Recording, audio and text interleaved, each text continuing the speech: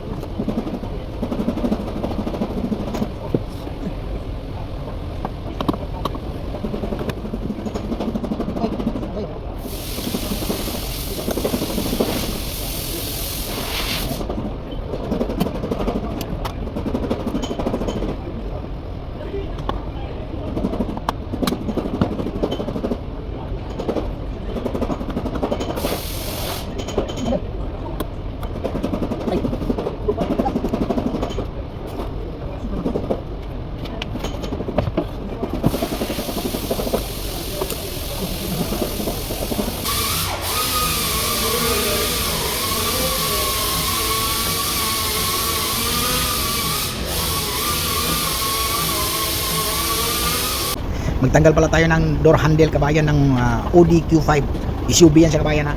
Ayan, tinanggal ko muna yung lock doon sa may susian, pero saka mo natanggalin yan, walang problema yan. Yung pagbukas pa lang niya kabayan, ibang style ng pamaraan ng pagbukas niya. Medyo tanggalin mo yung kuan, yung clip kuan niya sa cover yan ang pinaka-handle kuan niya, pinaka-cover niya sa handle. Tapos makita mo yung nandyan na yung wiring dyan, dahil may dalawang wiring dyan. Ang mahirap niya kabayan, ang mismong mahirapan ka yung bolt.